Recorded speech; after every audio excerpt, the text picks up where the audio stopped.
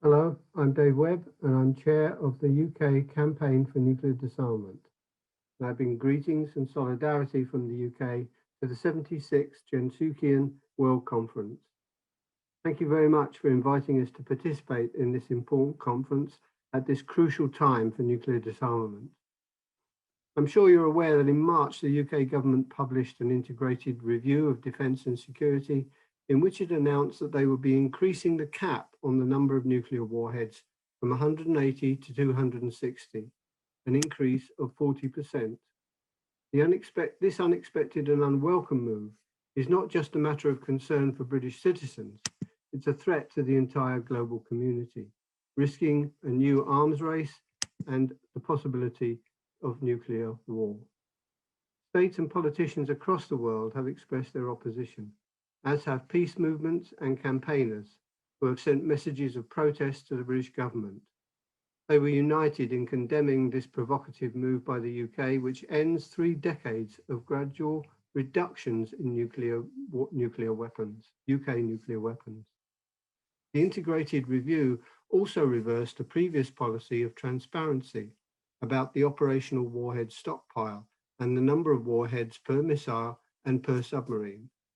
Now the only information we have is the stockpile cap. Also, the long-standing policy that the UK would not use nuclear weapons against a non-nuclear member of the NPT could be reviewed in the case of a threat from weapons of mass destruction, such as chemical and biological weapons, or emerging technologies that could have a comparable impact. In response, Cnd commissioned a legal opinion authored by legal experts Professor Christine Chinkin and Dr. Louise Arimatsu. Their findings show a clear breach of Article 6 of the NPT, which Britain ratified in 1970. They also state that the UK would be in breach of international law were it to use or threaten to use nuclear weapons in self-defense solely on the grounds that the future threat of weapons of mass destruction or emerging technologies could have a comparable impact to nuclear weapons. Cnd has always claimed that the Trident replacement program to be a material breach of the NPT, which requires states to pursue negotiations in good faith on effective ways of ending the nuclear arms race and towards nuclear disarmament. We also recognize that the threat or use of nuclear weapons, which cause indiscriminate death and destruction, violates fundamental rules of international humanitarian law, the law of armed conflict, and the UN Charter.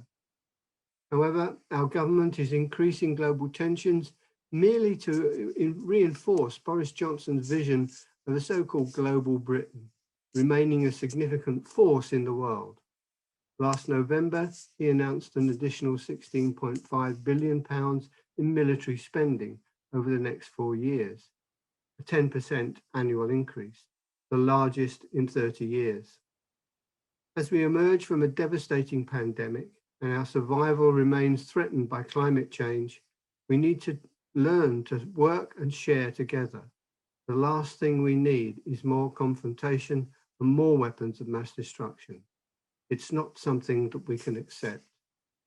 In towns and cities of Britain, Cnd groups are gathering to remember the death, destruction, and suffering of Hiroshima and Nagasaki, and they're pledging to work for nuclear disarmament.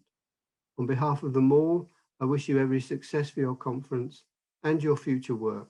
Together, we will continue the struggle to remove the threat of nuclear weapons from our world.